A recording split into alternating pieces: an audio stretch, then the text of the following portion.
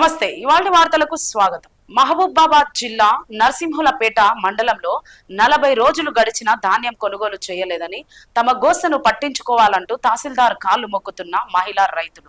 కొన్ని రోజులైతే మళ్లీ నారు పొయ్యాలని, యాసంగి ధాన్యమే కొనకపోతే వానకాలం సాగు ఎలా చేస్తామంటూ ఆవేదన వ్యక్తం చేస్తున్న రైతులు. 20 సాల్ట్ గొడ్లు వచ్చినాయి. నిన్న పొట్ట కూడా చింపేసి తింటే ఆ వానలో వచ్చి ఎలా కొట్టి ఆ గుర్చెలా పోతే ఒక్క సోటి సాలే. ఆ గుర్చెలా పోతే వానలో ఇదే లీడా పడాలని పోయిన అటు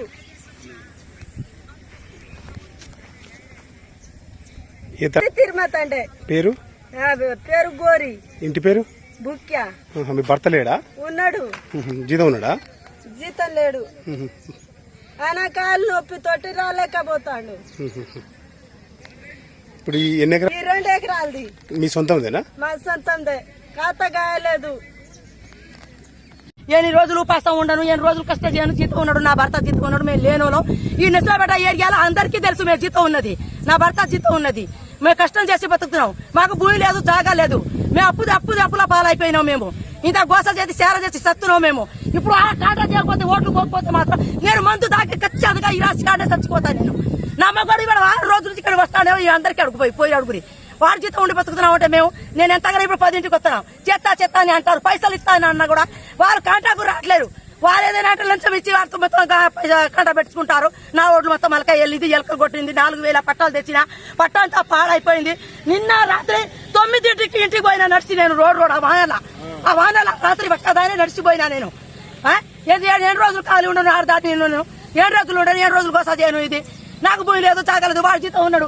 నేనే దోషంతో పండించుకొని ఇట్లా ఆగమైపోతున్నా. వరకాలం అట్లా నాశనం అయిపోయింది. అన్ని అప్పుల ఆ దోషంతో పడితే ఒక పాలప్పుడు కాకపోతే కూరలకైనా ఇచ్చేద్దాం, టాడోళ్ళకైనా ఇచ్చేద్దాం అని అంత కూతం చేసినా కూడా అవి కూడా పోనప్పుడు నీకు ఎందుకయ్యా మా బతుకు ఎందుకు? ఈ బతుకులు 6 ఎకరాలు చేసిన చెరువు కింద ఆ కట్ట తేకి మొత్తం నాశనం అయిపోయింది. మొత్తం కొట్టుకొని పోయింది. 6 ఎకరాల పొలం చేసిన నా బావి కూలిపోయింది. ఇంటి ఒక ఎకరం ఆడ బుడగుట్ట దగ్గర ఉన్నది నాకు. ఆ బావి ఓడలు బావి ఉంటే ఆ బావి మొత్తం కింది నుంచే కొట్టుకుని బావి 2 మోటార్లు మొత్తం కూలిపోయింది. తనకి కొట్టుకున్నా. ఇది 3 ఎకరాల కవులు తీసుకున్నా. అది 6 డబ్బలు అయింది. ఆ 3 ఎకరాల 6 డబ్బలు అయింది. సరిగా అది కూడా వండలేదు.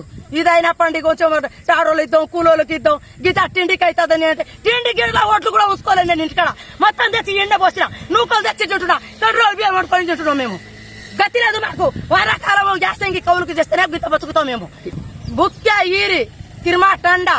నా భర్త పేరు బాద్షా, మా మామ పేరు సన్నాబ్ లచ్చు.